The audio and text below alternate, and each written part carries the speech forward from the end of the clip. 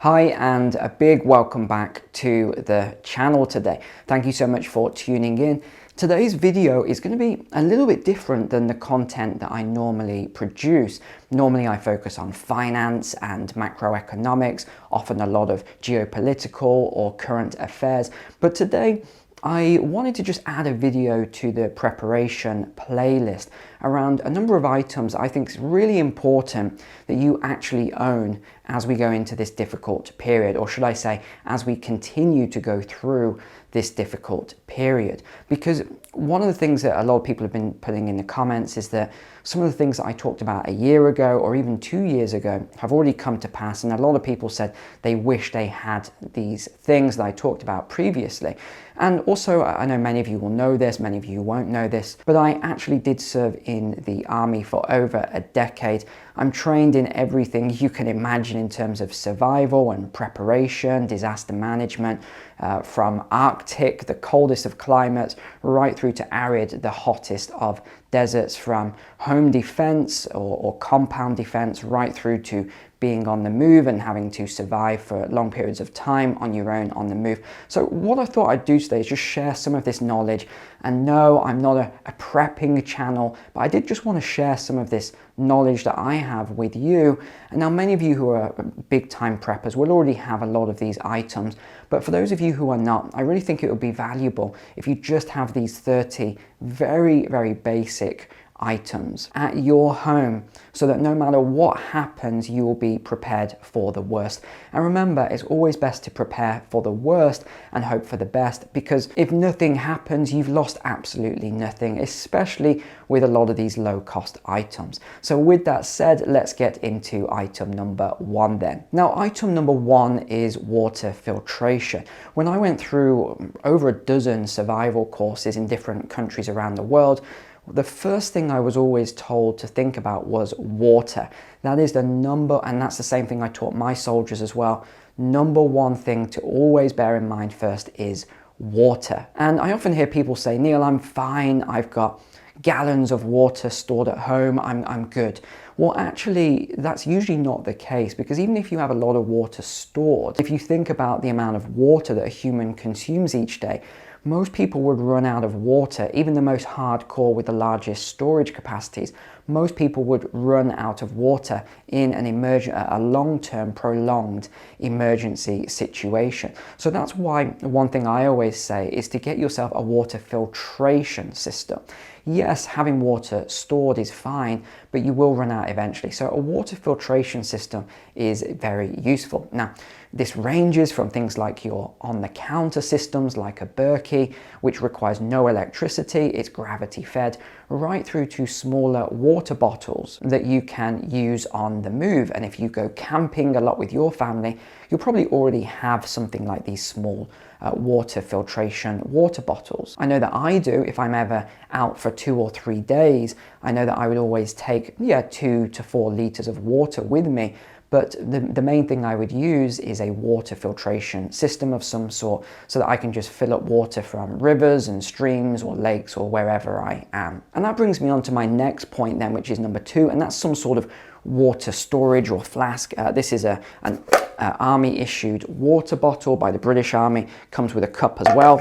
It just slots in like this, fits in your rucksack or however you're going to carry it. I also have various flasks like this. This is my favorite one. It's super well insulated and keeps liquids hot for usually around 4 to 5 hours in this. This as well, another type of flask. And the good thing about this one is that it's single skin. So if you did need to heat this, I mean, it's not ideal, I'm not recommending it, but if you did ever need to heat this in an emergency, you could, because it's single skinned, where some of the others you can't. And then I just have my normal water bottle, which is what I use on a day-to-day basis. Number 3 then is food. And I don't mean perishable food here, I'm talking about long life stored food. Now you can go anywhere from rice. This is a 4 kilo bag, and it will last for quite a long time in this bag on its own. But if you want to actually store grains and some long life grains for a lot longer, you're going to have to start thinking about Mylar bags and oxygen absorbers, or even as far as freeze dryers. Now this food, if you purchase it, will cost a lot more. Freeze-dried food is a lot more expensive. We have a good store of it. We don't have, 30 years worth. We're not looking out that far, but we do have a good store of a couple of years worth alongside our grains and other items that we use on a day-to-day basis. Number 4 then, and I've mentioned this a lot of times before, is your clothing. You've really got to think now about clothing, not designer, fashionable, throwaway clothing, but long life warm clothing, especially if you're in Europe this winter. You know what's happening. There's a lot of crises at the moment. Maybe you're in a cold climate and there may be some sort of load shedding, or there may be a lack of energy this year. It's having nice wool jumpers, sweaters. We call them jumpers, you may call them sweaters. Having wool that keeps you warm. Body warmers, items like this is a body warmer, will keep you very warm. And then we have your usual stuff, so wool thick socks, a wool thick hat. This is my favorite item actually when it's freezing cold. And then things like gloves. Now, these are tactical gloves, so I use these when I'm on the range every week. So they're not super warm, but they are convenient for me because they give me full mobility of my hands. And if I am having to do anything else, like anything maneuvers and climbing over stuff, these are really useful because it stops me shredding up my hands. Number 5 then is all about keeping warm at home. So we have a thick wool blanket. This was from the Army surplus store. It cost £20. A normal wool blanket will cost you quite a lot of money.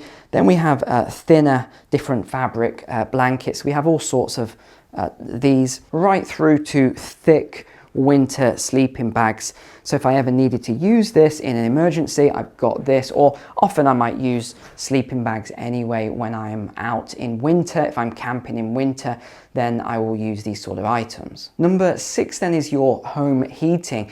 This is what you want to think about now. Whether you use heating oil, electricity, natural gas, or wood, you really want to think about your supply and your storage.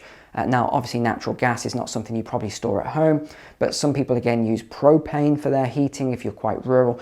There's all sorts of different supplies. Start thinking about your heating situation now. Do you have a wood burner? This is one of the things I recommended a couple of years ago, to get a wood burner before all of these energy crises. If you have that, have you had your chimney or your flue swept? If you use oil heating, have you got your boiler serviced? Have you got your oil tank filled up? These are all the things that you want to think about as we go into what is being called this dark winter. Number 7 then is all about cooking. If you're relying on somebody else to provide you with your energy that you're going to use for cooking, then it's something you may want to consider and think about. Honestly, the more independent you can get of all of these sort of things that we're talking about, the better. Remember, plan for the worst, but simply hope for the best. You've lost absolutely nothing by doing any of these things. So you can go from anything to something like this. This is my cast iron skillet. I swear by this. It weighs a ton, so you don't want to be carrying it around. And actually, I can cook on this just using tea light candle. I've got a cast iron stove top. Again, that's quite heavy, so it's more for if you're needing this at home. It's got about 8 tea light candles that sits underneath it, and this would be very easy to just put on top of that and cook very, very easily. And if you have a propane burner or something like that, you might want to get something very simple. Again, this is just for an emergency. I know it sounds doom and gloom here, but this is just a worst case scenario. Again, these are British Army mess tins. They are absolutely brilliant. You can easily cook in these, do all sorts of things with these actually. So it's better to have this kind of stuff, which costs very little. These were less than £10, so we're not talking huge amounts of money here for something that could save your life in an emergency. Number 8 then is obviously the fuel that you use. So do you use wood? Do you have wood burners? Well, make sure that you've got enough wood stored up now, ready for the winter time. And that comes into number 9, which is your fuel for other things. Maybe it's for your vehicle, you might need some gasoline, and you can get these 5 liters, I don't know what that is in America, but these 5-liter fuel cans. Obviously don't store these things in the house, not just because it's a fire hazard, but also it absolutely stinks the house out, even if you've got a good seal on these things. So these are the sort of things that you want to think about. Now, I definitely keep at least 10 to 15 litres of petrol. I also have around 1,000-litre heating oil tank. Obviously, I have wood. I have pretty much everything that I would need in an emergency situation. And I'll tell you another beauty of doing these sort of things. For those of you who think this is too much work, this is doom and gloom, whatever, the beauty of this is that it just takes such a weight off your mind. If you are sat there right now or stood there watching this and you're thinking about, you're worrying about some of these things, honestly, once you've got them in place, it takes that weight off your mind, that stress, and you can relax a lot more. Number 10 then is this stuff. This is washing powder. Now you can have it as a powder form, you can seal it in bags or tubs, or you can get the small tablets, but not the sort of liquid tablets. This stuff is the best. You can buy this in bulk very, very cheaply, and it lasts forever. So definitely get this, just in case, as we've heard in the UK, the sort of energy blackouts that are being talked about. If you can't wash your clothes and you need to do a wash, then this is what I used to do when I would travel around. I would just fill the sink with some water, use some washing powder, wash the clothes, and then hang them up to dry with some pegs on a line or something like that. So this is another thing that you should definitely have. Number 11 is pet food then. Make sure that you have enough food for your pets. We know what happened during the lockdowns. A lot of this pet food supplies just ran out very quickly, and it did cause a lot of upset and a lot of stress for a number of people because they were worried about feeding their pets. Number 12 then is cleaning products and hygiene related items. One of the things that people forget are the black bags, what you might call trash bags in the USA. People forget this very quickly. Now these have numerous uses, especially the strong ones. You can use these for all sorts of things, for waste, which is the main thing. Sometimes they even will hold some water if you need to collect some water, as crazy as that sounds. You can use them for storing other items, which is very useful as well. They just have so many uses. And then of course your hygiene products. This is absolutely crucial. When I was in the field, I would never take, say, hand gel and all these sort of shower gels. I would just take a very small bar of soap, and that was absolutely perfect for me. Number 13 then is linked to number 12, but this is about your health. Do you take prescription items? Do you take medications? What about normal things like your vitamins, just having very basic things like a manual toothbrush and toothpaste and these items. Remember what I talked about last year? I actually went out and stocked up on all of these long life non-perishable items, from toothpaste to razors to shaving cream to soap and all these things, because they never expire. So why would I wait 2 years when the price might double, 2 or 3 years later, when I can just buy it all and store it now, especially as these items are so cheap. Number 14 then is one of these things. This is a first aid kit. This is absolutely crucial that you have one of these in your household. This one here is from my vehicle, and I have actually used this before twice when I've been out, and there has been some sort of I wouldn't say an emergency, but there's been incidents and I've had to go back to my car, run and get this to actually assist. Now, does that mean that you need some sort of medical training? Not necessarily. As part of my role, I was trained for about 6 to 8 weeks in what you call a medic, a field medic, but it doesn't mean that you need to know these things. But just having a basic first aid kit and knowing some simple skills would be very useful.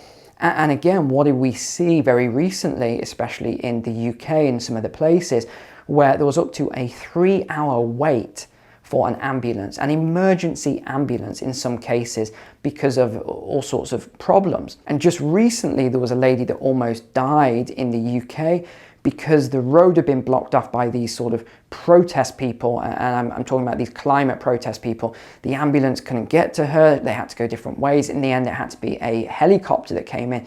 See, under these circumstances, you need to have a little bit of basic medical training, or at least a first aid kit. Number 15 then is this stuff. You might not think this is very valuable, but aluminium, or the Americans call it aluminum, foil is extremely valuable, and it would be extremely valuable again during any kind of crisis. Now, when I go away, so I'm out for 3, sometimes 4-day treks at times, I definitely have some of this with me, because if I need to cook anything, this is the easiest way to do it over an open fire. Again, I don't want to carry my very heavy cast iron skillet with me. Sure, I have my mess tins that I showed you before, but this stuff is so simple. You can just wrap whatever you're cooking into it. If it's some meat, for example, or fish, wrap it in this, throw it on top of the fire, and it will cook it beautifully without needing to worry about any sort of cleanup or any sort of equipment. Number 16 then is one that most people forget about, and that is one of these. This is a can opener. Now, you can get fancy ones that do it all for you. The battery, it's battery operated, or it plugs into the electricity supply. I don't have any stuff like that. In fact, I don't even use this one. This is my wife's one. Mine is about this big. It's got a little metal hook on it, and I just use it manually to open any can. Because, yeah, most cans look like this these days, and they have the ring pull.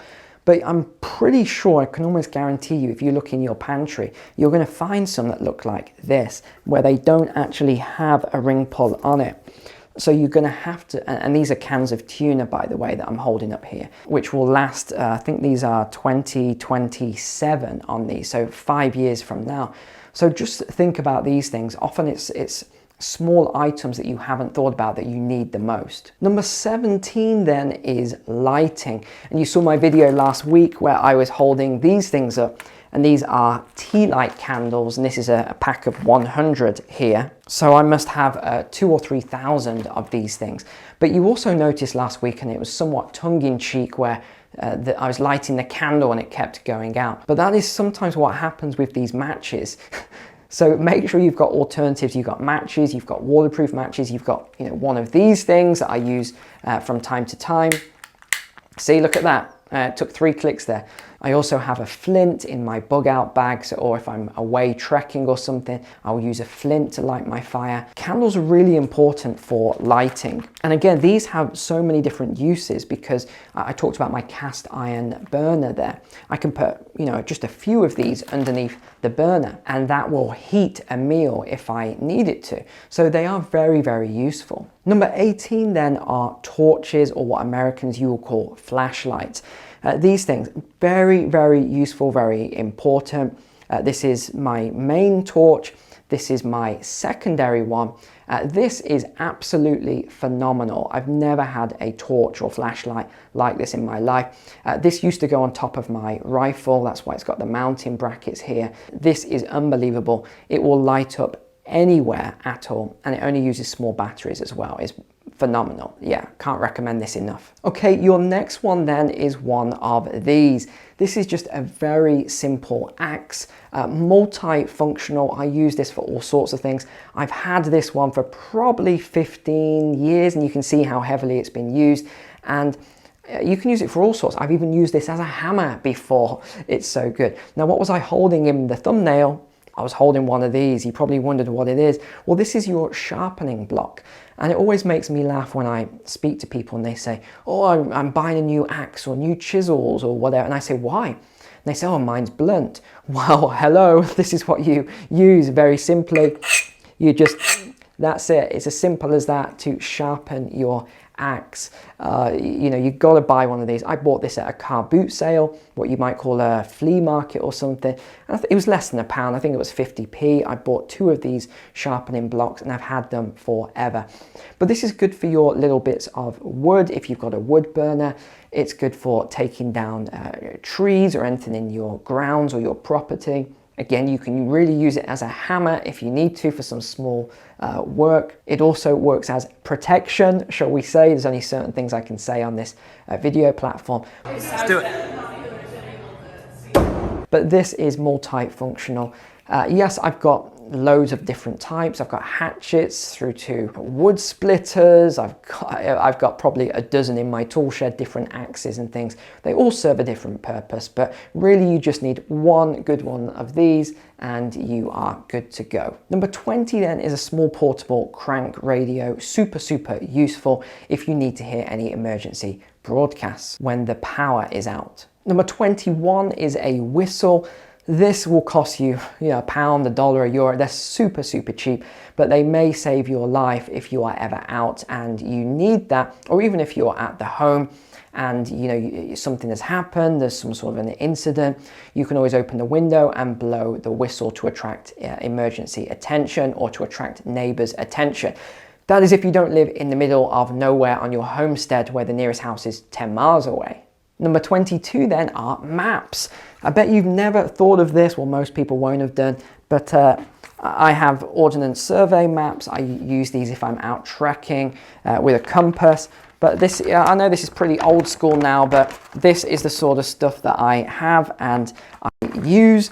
And I think this will be very useful if we ever had a major cyber attack or grid down situation, or you just had to travel somewhere and your GPS or something like that doesn't work. That's for the younger people watching who don't know any of the roads. They just use the Google Maps or something like that these days. 3 then is cash. And I've got some different types of cash here, from euros right through to British pounds and US dollars. Now, let me tell you, this will be pretty useless if you ever need cash in an emergency, where we already know that they're going to at some point transfer over to a central bank digital currency. So this stuff won't be too useful. You need to have smaller denominations like this here, 5 euros or 10 pounds, something like that. Make sure you have small denominations, maybe even some coins. Number 24 then comes back to your tool shed, and that might be, rather than having all those tools, something like a multi-tool with some pliers and a screwdriver and these sort of things attached. Number 25 is your gardening equipment and supplies, so your seeds, spade, all the things that you might need for growing your own food. And if you're sensible, you will have already started doing some basic growing of vegetables, whether that's on the windowsill in your house, whether in a pot, whether you start a little patch in your garden this year, or whether you've got an entire allotment like some people do, or their whole backyard is now a garden. This is definitely a highly, highly recommended thing that you do, and a great idea because we know how bad the food supply is getting now. I'm not talking about actually the supply of food coming in, which is obviously a concern with all the famine warnings that we're receiving, but also just the amount of chemicals and pesticides and crap that they are pumping into the food these days. Why not grow your own and be a lot healthier? Remember, who you are and your health is pretty much 80% from your diet. Number 26 then is my favorite, as you know. It is books, and I have so many books. I have thousands of books in my library, but just a small sample here. Everything from books that you'll want to read if you have no power. This is what am I reading at the moment? Plato, The Republic. Another one is The Book of the Farm. This is absolutely brilliant, from the Victorian ages. Highly recommend this book. This is all about food growing, allotment month to month. I have probably 15 of these different food-based books. And then I have one on wood basics, basic carpentry. But honestly, having lots of interesting books is really important. And also because, remember, we've been warned about these cyber attacks over and over. Again, this is not just me saying it, it's governments and other industry bodies saying that there could be cyber attacks as we go through the next year or two. And you just got to start thinking about, if there was a cyber attack and you couldn't access certain things, how would you know how to do things? This is one of the reasons I have a library and I collect a lot of books, because there's things that I just don't know how to do. And those skills could be lost for a long period of time if they're on the internet, or things get hacked and destroyed online. So I want to make sure that I've got an offline source of information. And of course, this links in with point number 27, which is to have hard copies, so physical paper copies of very important documents. This ranges from your marriage or your birth certificate right through to bank accounts, medical information. Learn from what happened to me with my bank accounts being closed down. It was only because I had physical paper copy records at home. And again, this is where you might want to have a fire safe. that I was able to actually win my case in court and get the money back from those accounts. Number 28 then, this is where we're going full-blown prepper style here, is barterable items. So very simple things, right from silver 1 ounce coins here right through to gold. Now you would get a lot for an ounce of gold like this, but also medicine, other equipment, food. These are all items that you could barter if we went into a worst case, SHTF as we say, situation. Number 29 then is for probably some of the younger generation. These are your power banks. So if you honestly just can't go without power, you need your phone or your laptop or something, then you can get these power banks, and they come in all different shapes and sizes, and they have come down massively in cost now.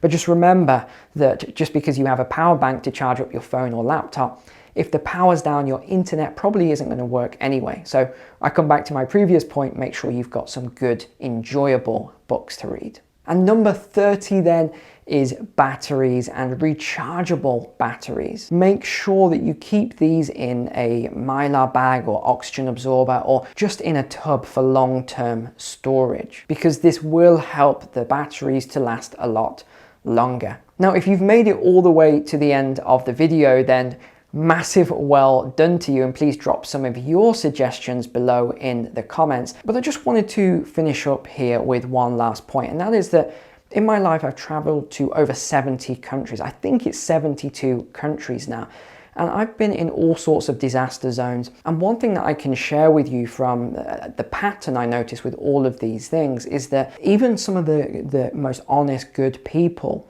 will break after a while. Now, I'm not saying all people, but a lot of people will eventually let go of some of their morals if their children are starving or if there's a major disaster and there just isn't help there. So you really want to start thinking about these things now, making sure that you're protected, and also some of your neighbors, if you like your neighbors or your community or family members. You've got to think not just about yourself, but your community as well, because I have seen the worst of the worst that civilization and humanity can do to people. And I know that in the West, we often think that these things will just never happen, but already we're starting to see societal breakdown, and we have seen it for 2 or 3 years now as we've gone through this crisis period. So I just want to finish with this last point. Always prepare for the worst case scenario, hope for the best, and if it doesn't happen, you've lost absolutely nothing by your preparation. So thank you for watching today's video. Take care, God bless. I will see you tomorrow on the walk and talk, which will be a little bit different, will be in a different location. All right, see you then.